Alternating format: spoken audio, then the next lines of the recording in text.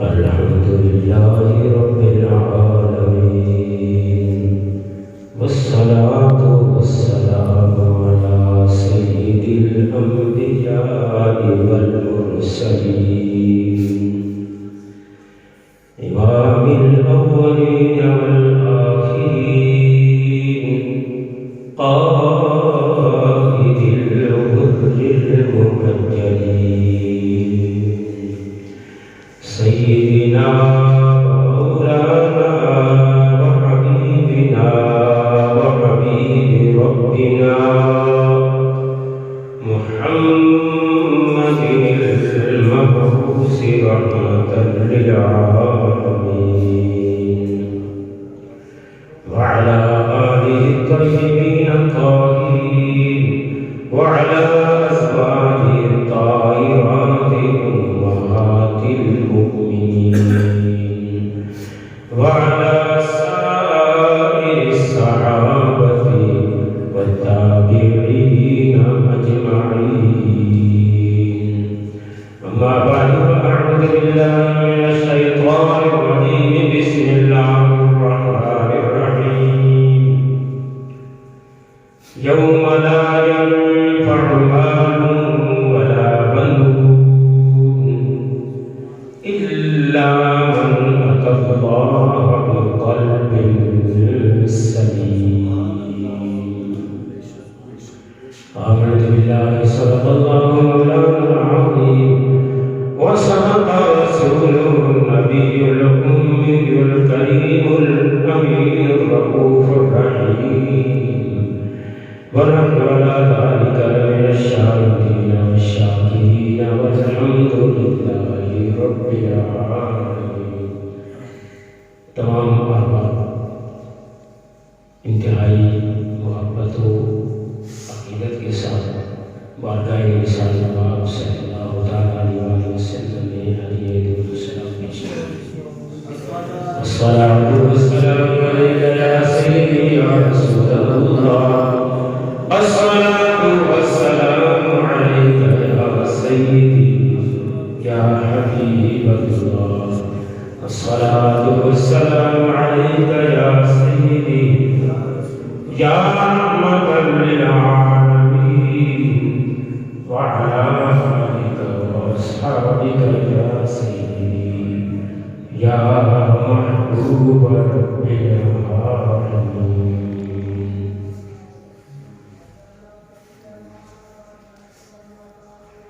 قابل صدر کرام، علماء کرام، برادران اسلام، میرے بزرگوں، دوستوں، عزیز ساتھیوں،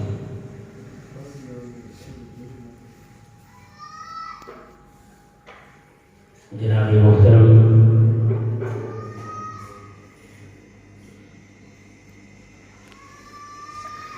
غلام مرتضیٰ صاحب،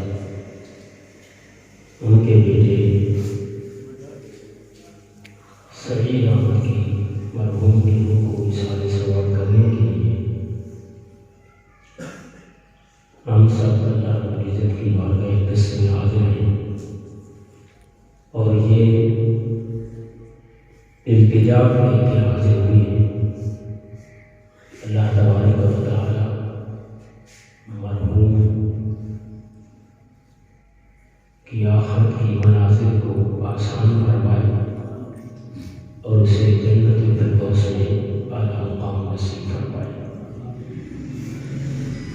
حضرات گرامی،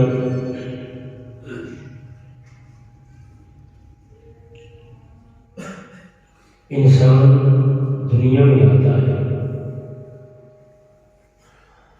اور اپنا مقررہ وقت یہاں گزارتا ہے، اور دنیا کی رنگینیاں اور اس کی رونقیں ان کے اندر کھو جاتا ہے، اور ان رنگینیوں میں اور ان رونقیوں میں کھو کر وہ اپنے رب کو بھول جاتا ہے، اور وہ اپنی زندگی کا مقصد مال دولت کا حصول اور اپنے لیے دنیاوی زندگی کو آسان سے آسان تر بنا اسی تگ و دو میں اس کی زندگی بسر ہو جاتی ہے۔ لیکن انسان کی زندگی کا اصل مقصد یہ نہیں ہے، بلکہ اصل مقصد اپنے رب کی رضا کا حصول ہے۔ اللہ رب العزت نے اس بنی نوع انسان کو اشرف المخلوقات بنایا ہے، یہ تمام مخلوقات سے افضل اور اعلیٰ ہے، اور یہ وہ حضرت انسان ہے جس کے سر پر اللہ رب العزت نے عزت و کرامت کا تاج سجایا ہے، اسے مسجود ملائک بنایا ہے، اور کائنات کی ہر چیز اس انسان کی خاطر پیدا کی ہے، اور اس انسان کو اللہ رب العزت نے اپنی اطاعت و بندگی کے لیے پیدا فرمایا ہے، اور اتنی عظیم الشان مخلوق پیدا کر کے اللہ تعالیٰ کی قدرت اور حکمت کے یہ بات خلاف ہے کہ اس انسان کی زندگی آئے اور وہ اس کے اس ساری افضلیت کا اور اس سب مقام و مرتبے کا سلسلہ ختم ہو جائے، بلکہ ایسا نہیں۔ الموت لیس بعدم محض بلکہ انتقال من حال الى حال، کہ موت یہ عدم محض یعنی مر کر مٹی ہو جانے اور ختم ہو جانے کا نام نہیں ہے، بلکہ موت کیا ہے؟ یہ تو ایک حالت سے دوسری حالت کی طرف منتقل ہونے کا نام ہے۔ اس لیے موت کو انتقال کہتے ہیں کہ فلاں انتقال کر گیا، یعنی اس جہان سے اگلے جہان میں منتقل ہو گیا۔ اس لیے رات محترم انسان کو چاہیے کہ وہ اس جہان میں زندگی بسر کرتے ہوئے ہمیشہ اگلے جہان کی تیاری میں اپنے آپ کو مصروف رکھے۔ قرآن مجید فرقان حمید کی سورہ شعراء کی 2 آیات مبارکہ جو اصل میں حضرت ابراہیم خلیل اللہ علیہ السلام کی دعا کا ایک حصہ ہے، وہ تلاوت کرنے کی سعادت حاصل کی ہے کہ حضرت ابراہیم خلیل اللہ علیہ السلام اللہ رب العزت کی بارگاہ میں عرض کرتے ہیں وَلَا تُخْزِنِي يَوْمَ يُبْعَثُونَ، اے میرے رب مجھے اس دن رسوا نہ کرنا جس دن بعثت ہوگی، یعنی جس دن میدان حشر برپا ہوگا اور تمام مردے اپنی قبروں سے زندہ ہو کر بارگاہ رب العزت میں حاضر ہو جائیں گے۔ اس میدان حشر میں مولا مجھے رسوا نہ کرنا۔ حضرت محترم یہ دعا کرنے والا کون ہے؟ یہ اللہ کا خلیل ہے، یہ ابراہیم ہے جو جد الانبیاء ہے، جو خلیل اللہ علیہ السلام ہے، جن کو اللہ رب العزت نے صفت خلت اور مقام خلت اور مقام یہ معبودیت عطا فرمایا ہے، تو اس کی کا مقام ہے، یہ خلیل اپنا ہے۔ تو وہ ابراہیم علیہ السلام وہ بھی آخرت کے بارے میں اس قدر فکر مند ہے کہ اللہ رب العزت کی بارگاہ میں عرض کر رہے ہیں مولا مجھے اس دن رسوا نہ کرنا۔ لیکن دوسری طرف ہم جیسے انسان جو سر سے لے کر پاؤں تک گناہوں کی آلودگیوں میں لتھڑے ہوئے ہیں اور ہماری زندگی وہ غفلت کی زندگی میں گزر رہی ہے، ہم ہر چیز سے بے پرواہ ہو چکے ہیں، اور ہمیں کبھی خیال تک نہیں آیا کہ جب میدان محشر ہوگا، اللہ کی بارگاہ میں حاضری ہوگی، اس وقت ہمارا کیا بنے گا۔ حضرت ابراہیم علیہ السلام تو اللہ کے پیغمبروں کی یہ دعائیں ان کے اندر ہمارے لیے سبق ہے، ہمارے لیے یہ درس ہوتا ہے، اور وہ حقیقت میں اپنی امت کو تعلیم دے رہے ہوتے ہیں کہ یہ ہمیشہ اپنے دل میں اس آنے والے وقت کی، اس آخرت کی فکر اور سوچ اپنے دل میں فرمایا یوم لا ينفع مال ولا بنون، اس دن نہ مال فائدہ دے گا نہ اولاد فائدہ دے گا۔ یہ چیزیں فائدہ نہیں دے گی، لیکن یہ چیزیں کب فائدہ دے گی؟ کس کو فائدہ دے گی؟ وہ کون سا شخص ہوگا جسے قیامت کے دن اس کا مال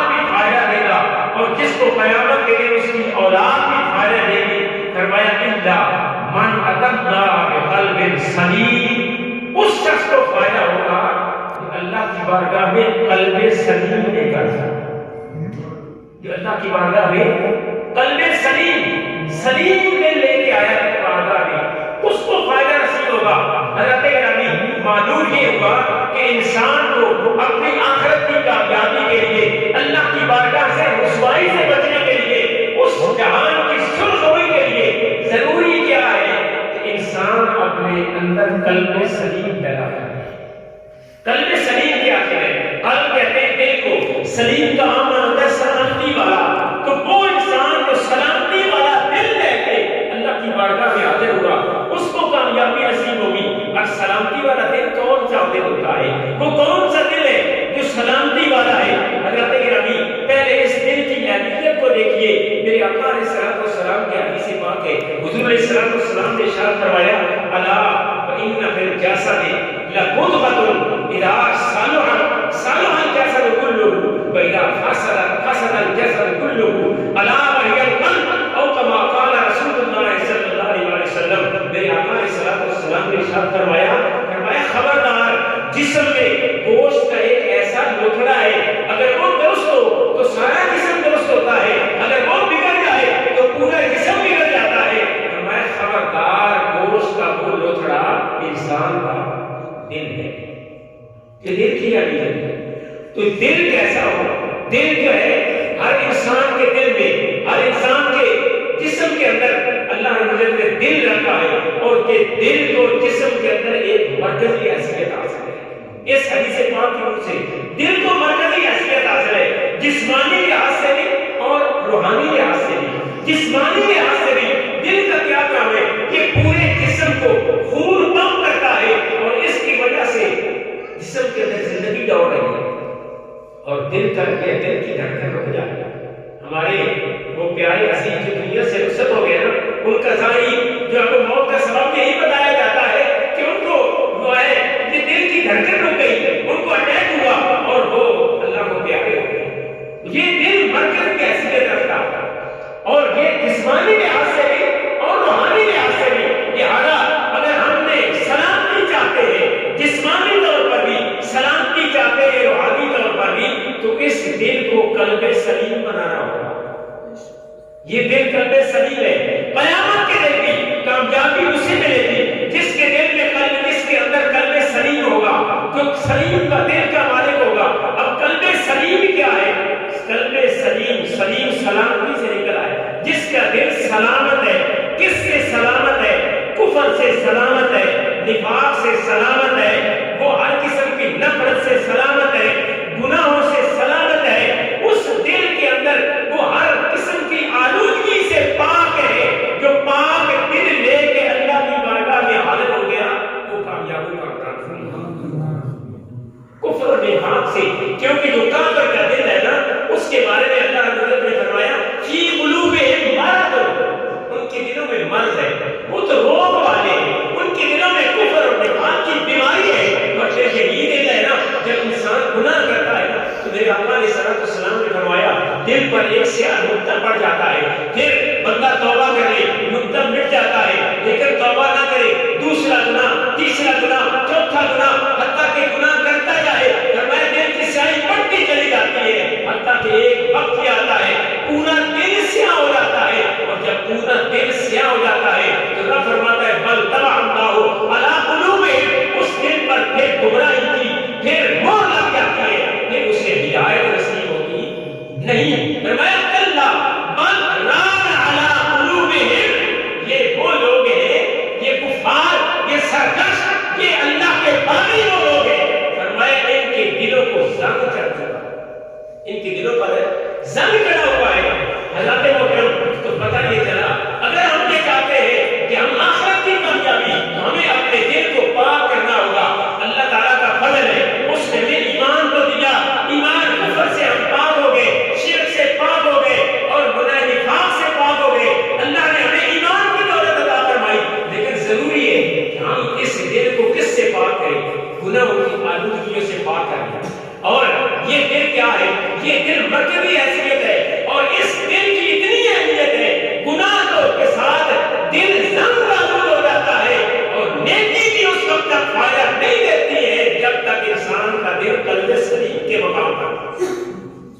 جب تک قلب سلیم نہ ہو کہ دل کے اندر دل میں اخلاص ہو، دل میں ریاکاری نہ ہو، دکھلاوا نہ ہو، اور ریاکاری موجود ہوگی تو پھر کوئی نیکی بھی فائدہ نہیں دے گی۔ میرے آقا علیہ الصلوۃ والسلام نے ارشاد فرمایا ان اللہ لا ينظر الى صورکم واموالکم ولکن ينظر الى قلوبکم واعمالکم۔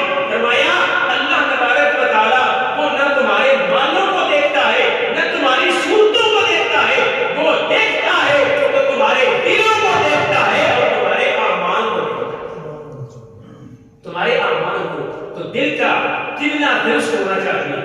انما الاعمال بالنیات، اعمال کا دار و مدار نیتوں پر ہے۔ اس لیے اللہ کے مطلب ہمیں اپنے دل کو صاف کرنا ہوگا کفر و نفاق سے، ہر قسم کی غلاظتوں سے، گناہوں کی آلودگیوں سے، اور اس دل کو یوں صاف کرنا ہوگا کہ اس دل کے اندر یہ دل آئینے کی طرح جب صاف اور شفاف ہو جاتا ہے تو یہی دل اللہ کے دربار کی تجلیات کا مرکز بن جاتا ہے اور یہ آئینے کی طرح چمکنے لگتا ہے، اور اس سے اللہ اور اس کے رسول کی محبت کا نور جب نکلتا ہے تو یہ دل خود قسم میں قلب سلیم بن جاتا ہے، اور اس دل کی جس کی جب توقع ہو جاتی ہے وہ بھی قلب سلیم کا مالک بن جاتا ہے۔ حضرت گرامی، میرے آقا علیہ الصلوۃ والسلام نے اس دل کو ہر برائی سے، حضور علیہ الصلوۃ والسلام یہ دل ہی، یہ قلب سلیم جو ہے نا، یہ کامیابی کا ذریعہ ہے۔ جب یہ قلب سلیم ہو جاتا ہے نا، قلب سلیم وہ ہے جس میں اللہ کی محبت ہو، اللہ کے رسول کی محبت ہو، تو ہر قسم کی نفرت اور بغض اور حسد اور کینہ سے وہ دل پاک ہوتا ہے۔ میرے آقا علیہ الصلوۃ والسلام تشریف فرمائے، مسجد نبوی شریف ہے، صحابہ کرام بھی حاضر خدمت ہے، تھوڑی دیر گزرتی ہے، حضور علیہ الصلوۃ والسلام ارشاد فرماتے ہیں کہ الآن یقر علیکم من اہل الجنہ۔ حضور علیہ الصلوۃ والسلام